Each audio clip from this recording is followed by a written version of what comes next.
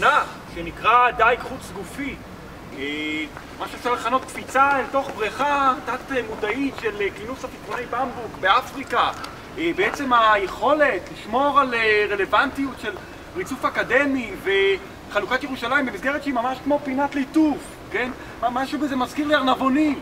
ארנבונים מסגלים לעצמם שיטות לקילוף תפוחי אדמה בחושך. פיתיונות, חשוב לציין שפיתיונות לא נמצאים בכל מקום, וייתכן שבתקופות אחרות בהיסטוריה בכלל אלה היו ינשופים.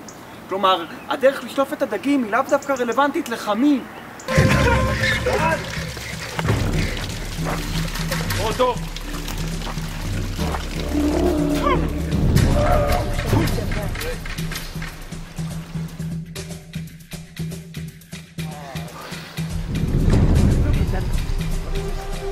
וספמנונים, אני זוכר שסבתא שלי הייתה נוהגת לחפוף לי את השפם עם דרמפון. דרמפון סיגלו לעצמם צורה נצחית למעשה, מין סוג של מיכל, של זיכרונות. כלומר, איך שלא תזרוק, ייפול על הראש. יש מונח שאומר, נתפס לך פעם אחת, תחשוב על סדין. עצם החוויה של הדייג היא רגע התפיסה, כן? רגע התפיסה לא שווה דבר אם לא ירקו לאותה בריכה בדיעבד. בבריכה הזאת שהיא בעצם מאגר בלתי נלאה של דגיגונים.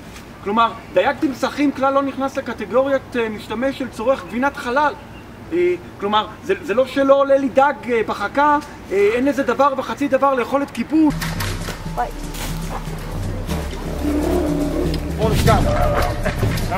רגע, אני אגיד לך.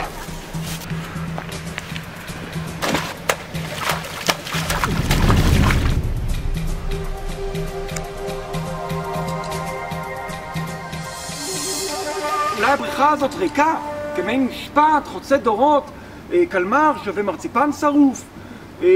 כביכול, עקב בצד אגודל, יש כאן איזשהו אידיאל יופי בוטני. כלומר, אני לא תופס דגים. יש לי נוצות בקרית או לא, כן ניפחתי מלחיות בארגנטינה על איזה משטח סלע חלק, או שאולי זה בכלל הגיע מהתורה של ארכימדס. תעצור כאן. דוב, אם יש לך משהו להוסיף.